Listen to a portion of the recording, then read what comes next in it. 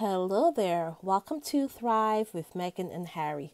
We bring you news, views, and commentary about Harry and Meghan. Let's thrive together, guys. I hope you guys are doing well. Happy morning to you. It's a beautiful day out there.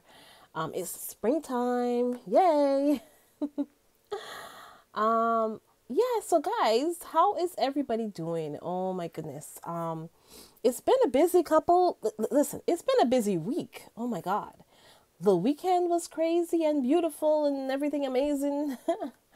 The week is just as busy. Oh my gosh. We have been going, guys. We've been going and going and going, and there's been so much going on this week. Oh my God.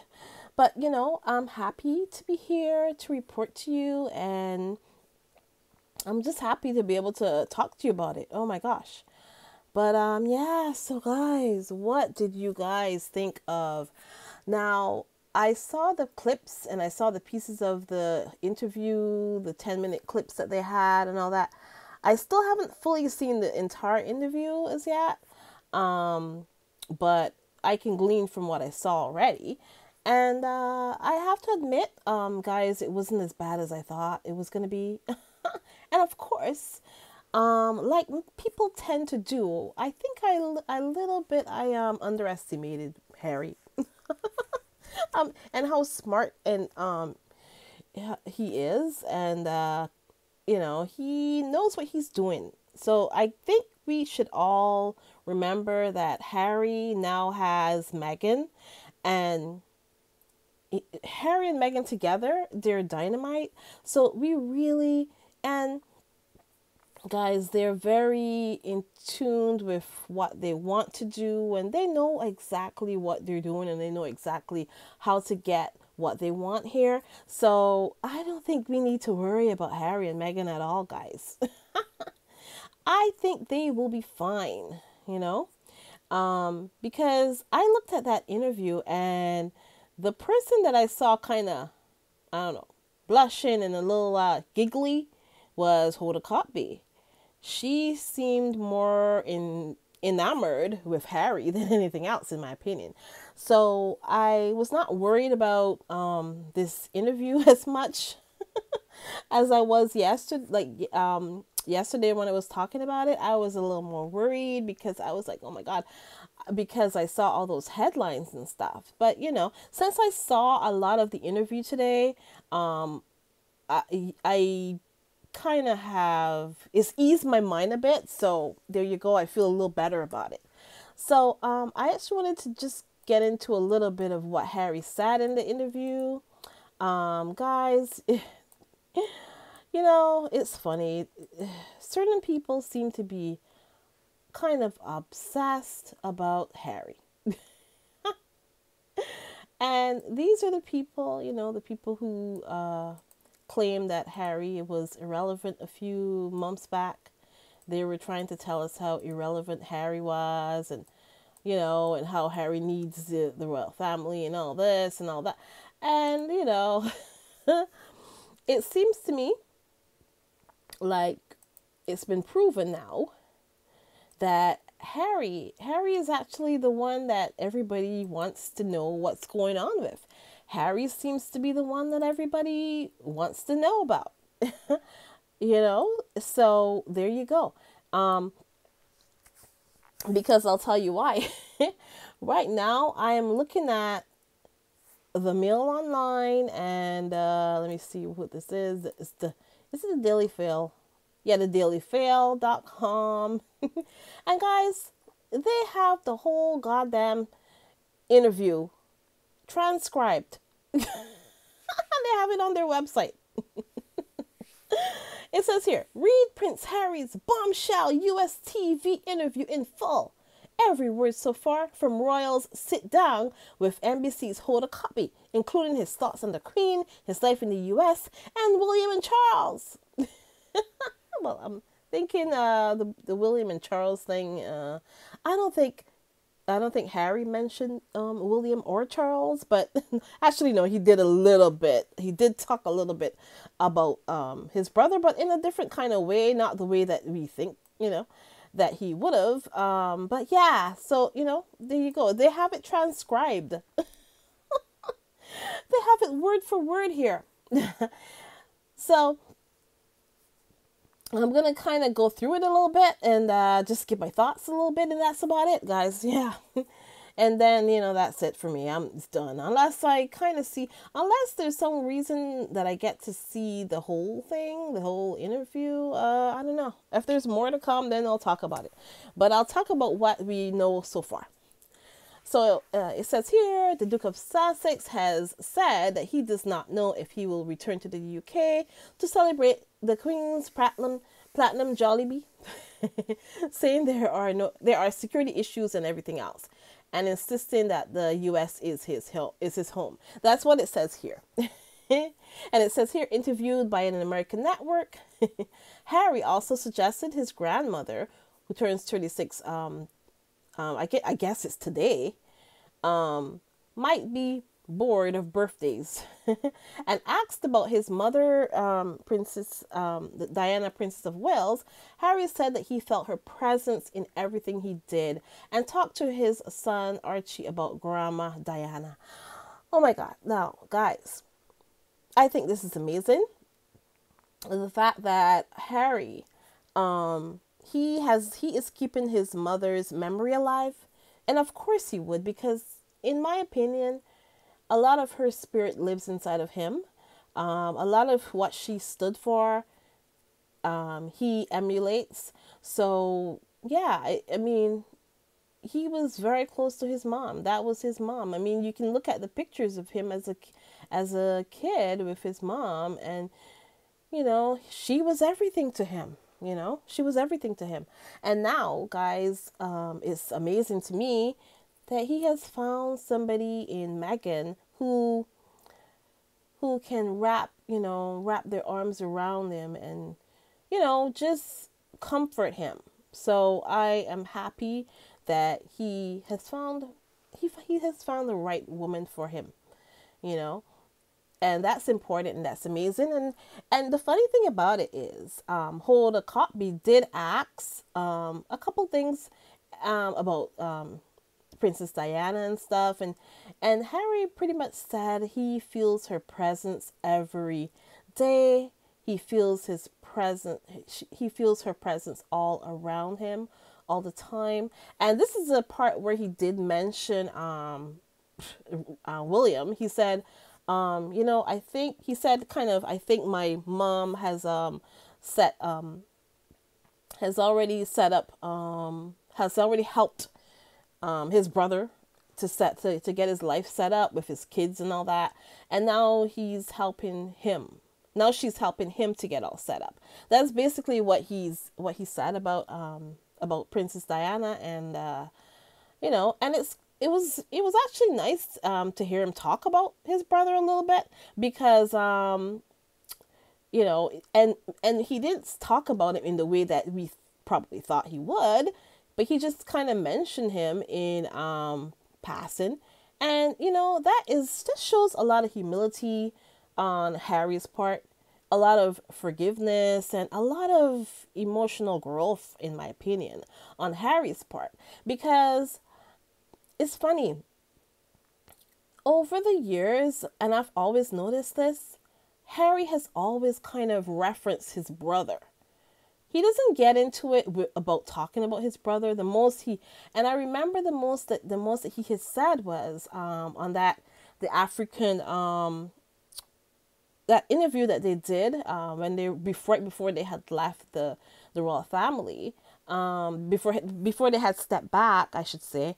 I remember Harry had mentioned his brother, and he has said that he would always love his brother, and that right now there's space between them, and all this stuff. And all the time that Harry has ever spoken about William, he has always kind of like, I think I'll tell you the truth, between the two, his brother and his father, I think the brother, because that's his big brother, that's who he grew up with, he grew up looking up to William, okay?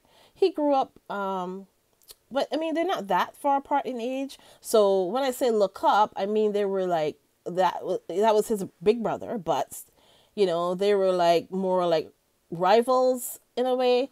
So it seemed. So he can kind of, although they have they're different. Their ages are different. Brother's older, he's younger, but they're kind of on the same like level as well, in my opinion too. But I don't know. It just seems like he did look up to William along the way, and if there was somebody that he was gonna forgive in the situation, I think it would have been that William, maybe, because he seems to have, you have a different reverence for your siblings, I guess. I guess that's what I'm trying to say. He has a different reverence for his siblings because the father, he might be less forgiving of his father. Okay, because his father has made countless mistakes, guys, countless mistakes. And his father is far from a perfect father. And and you know what? The funny thing is, you can't even blame, I mean, although he's an adult, he should know better, because you do better as you're an adult. Because a lot of us, we didn't grow up with a perfect mother, father, or whatever relationship or whatever. We didn't.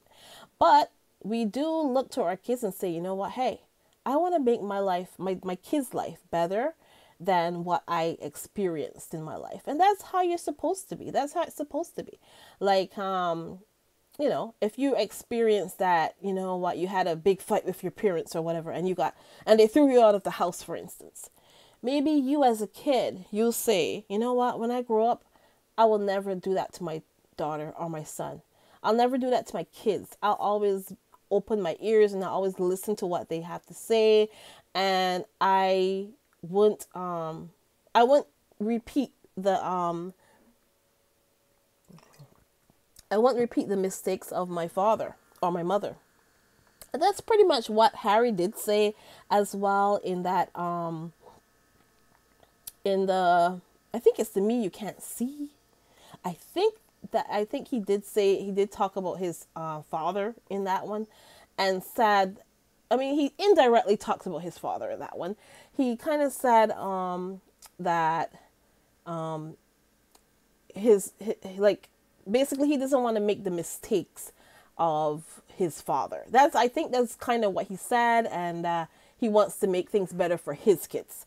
That's kind of the gist of what Harry had said. And Harry knows, hey, his father is he's not perfect, but he's trying to make it better for his own kids. And so that's the thing that you're supposed to do as a parent. And we all know that that queen was not the best mother, obviously. I mean, look at her kids. I mean, allegedly, okay. But look at her kids. Look at the ones, they all got issues.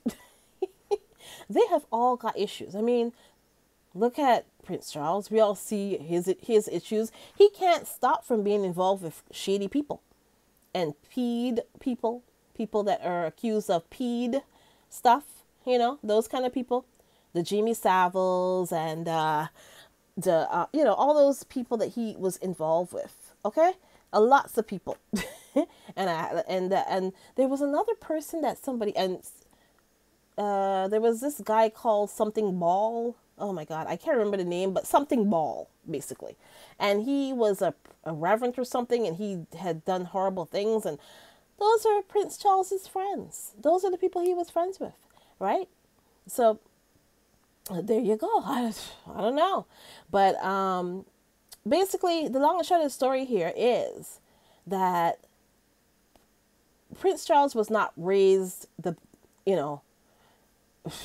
he was raised by the old lady, and she, I don't know, she didn't do a great job, in my opinion, with any of them, because we talked about Charles just now and all the people he's been friends with. We all know about Andrew, Drew, him, and all the things that he's been accused of, and all the things that he did in his life, allegedly. And Anne is like some sort of strict, mean type person that looks, I don't know, she just looks so rigid and I don't know. She just doesn't look relaxed about anything, and she doesn't look cuddly or warm or just like a nice person even. She just looks like some brash, I don't know. There you go. That's all I got to say about that. And so and then the other one, like nobody remembers him. That other one, what's his name again? Oh my gosh. Oh my god. The Edward, I think it's Edward. Oh yeah. Yeah, the Edward one. Nobody remembers him. Is he the youngest of all of them? I don't know. I don't know who's the youngest, but I would think he's the youngest. But he kind of gives me middle child vibes. You know, the one who was in the middle. You know, Malcolm in the middle, the one in the middle nobody knows. that's that's the kind of vibe that that Edward gives me. But anyways, I think he's either the last child or the middle child. You know what, guys? I'm just joking. I don't know, but yeah, like that old lady did not do a good job with her kids. But and so what I'm saying here is, we know that Charles was not raised the best. I remember there was a interview or well, I don't know. But either way, there was a time when she was away for like 6 months or something. And when the woman came home, her son came to visit her. No, not to came. The son came, Charles came to the airport or something. I don't know, to greet her or whatever. I don't know what it was. But either way, the long and short of the story is, a normal person, a normal woman would go and hug her child and lift him up and say, "Oh, I missed you," even if it's just performative, guys. Even if it's just for show, a normal woman would do that. That old lady went and she shook the 5 or 6-year-old boy, Charles, his hand. She shook his hand. And I'm like, what the hell is that? What the hell is that? How do you do that? How do you go shake a 6-year-old's hand instead of hugging them? And you know, and I know this is something that Harry knows, and he doesn't want that for his kids. That's basically what Harry has said over and over again. And this is precisely the reason, guys, why we believe that Harry didn't want his kids to grow up. Harry probably was planning his escape for years, guys. For years.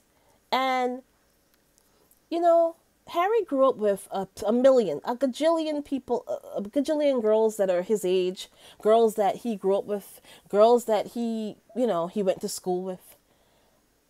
Have you ever thought of the reason why Harry never married one of those girls? I mean, and then he was dating Chelsea for a good few years. That was his first person that he was really involved with. He was dating her for years. He didn't marry her.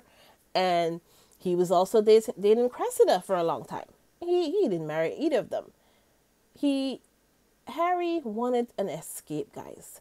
And it seems like people don't get it. It could be right in front of them and they don't get it. He wanted to get away, guys. He wanted to leave. And Megan was like the catalyst for it, and she was the thing that made him able to leave. That's what I have to say about that. But oh my gosh, guys. Anyways, so what else in the thing that I want to talk about here? Now, he did talk a little tiny bit. I told you guys, he probably talked about the Queen for less than 1 minute. And he did. So, and of course, that's what was splashed all over the news, or, you know, in the UK. Because there you go. and they can, listen, they found, the whole interview went by. Harry said beautiful things. Harry talked about his mother protecting him and being there for him. And Harry talked about, Archie and the fact that Archie's asking a lot of questions now. He's at the why phase. Why this? Why that? And Lily she just started walking and all this stuff. And then he said, well, hey, he feels... Let me get to where exactly he said about... Let me get to exactly what he said about America being his home. Let's see here. let me stroll down here a little more. Okay, so okay. Well, he did talk about a little bit of mental health issues and stuff. He did talk as well about the athletes and the games. Um, and Hoda seemed like she was like really moved by this. So Hoda had said there was one woman who came up to me yesterday. This is Hoda talking, and she said something that totally struck me in my soul. She said the Invictus Games saved my life. How does that land for you? That's what she asked Harry.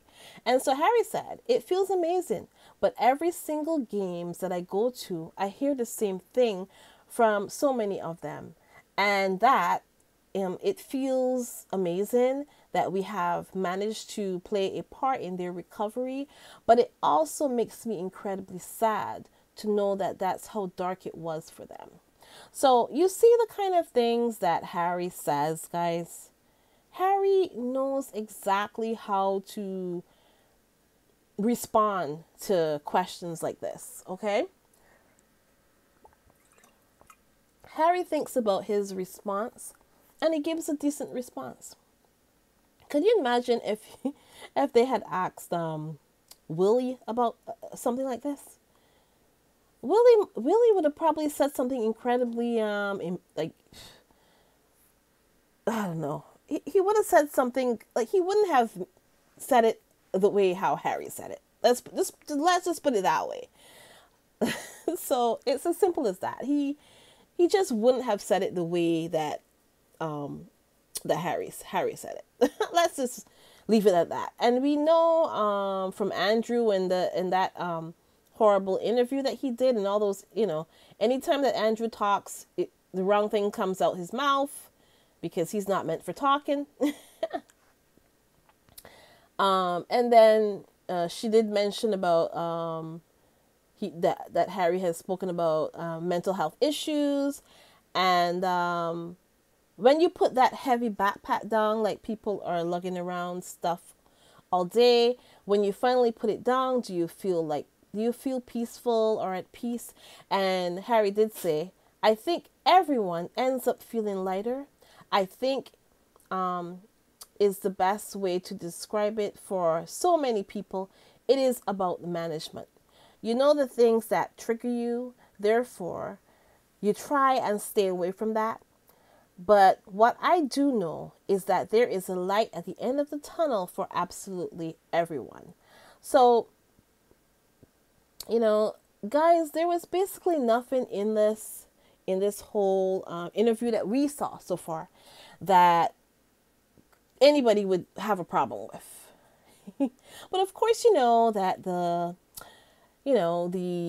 British press had to find something to make a fuss over, and he gave it to them. But anyways, so Hoda also asks, so let me see, she's talking about being peaceful, and she says, you've lived in the United States for 2 years now. Do you feel peaceful? That's what she asks. And Harry said, I don't know how many people feel truly peaceful, I feel at times, I feel massively at peace, but with everything that is going on in the world and trying to help and trying to use the platform and the influence to try and steer people to try and help, again, I think the biggest concern or the biggest issue that people wrestle with on a daily basis that does provide more anxiety for me and for them is helplessness. We as human beings are compassionate people, but when your life becomes really hard, it can be for some harder to find the compassion for other people. But what I've learned over the years is, certainly for myself, I feel healing in helping others. And I think that's what we should really be focusing on. And that's amazing. That is amazing, guys. He finds strength in helping other people. It gives him a purpose, basically. So I think that's actually beautiful,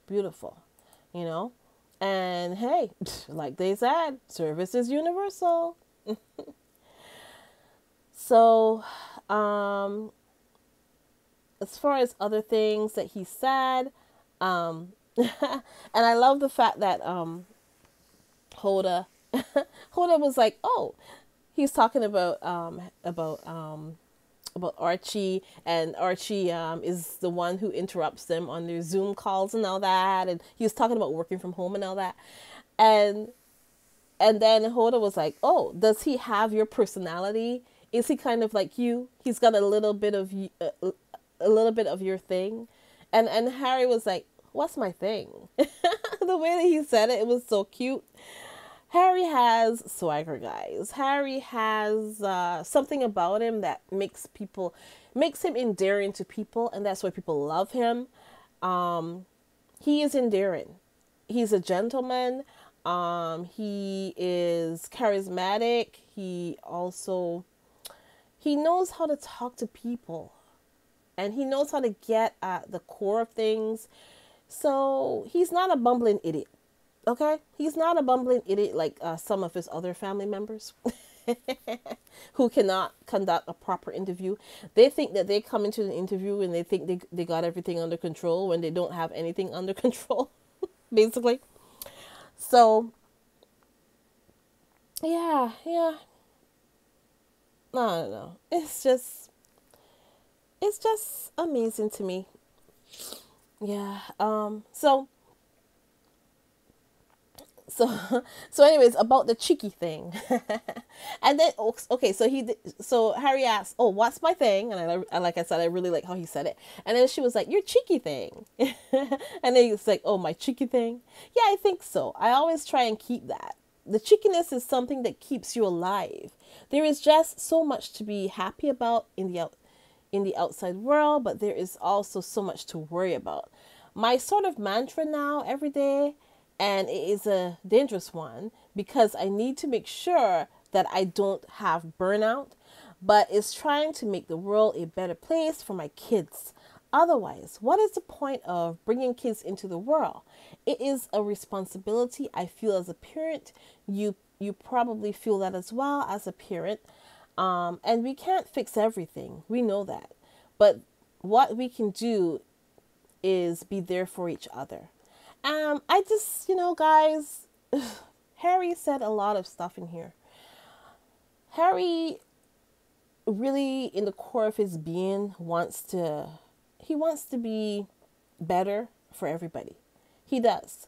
And I think that's why he didn't want to stay in that family, because basically the royal family just getting by to get by. They're just there because, hey, it, they've been doing it for 1,000 years or whatever. I don't know how long they've been around, but they've been around for thousands of years, whatever. So, but Harry doesn't want to continue the way that they were going, and that's why he stepped out. And it's just amazing. It's what I think here. So let's see here, and then she asked about the grandmother business, and Harry did say it was great. It was really nice to see her. To be able to see her in some element of privacy was nice. I hadn't had a chance to go back to the UK for a couple of years, apart from those 2 times, and one for the grandfather's funeral and one for the unveiling of the statue for my mom. So, and so he kind of, he was saying, he was kind of glad he got a chance to see his grandmother, which is good. He made it clear that he had tea with his grandmother and Meghan as well. Just to clear up any rumors that anybody's saying that Meghan wasn't in the room. She was there, okay? She was there. She had tea with the Queen as well, okay? So, and what he did say about the Queen that I thought was interesting, he said her sense of humor and her ability to see humor in so many different things is something that he admires about her. We have a really special relationship, he said. We talk about things that she can't talk about with anybody else. So that is always a nice piece to her. But I think after a certain age, you get bored of the birthdays. Well, I mean, after 95, going on to 96, yeah, I think you would. And then they talked about the Jollibee. And Hoda asks if he's going to the Jollibee.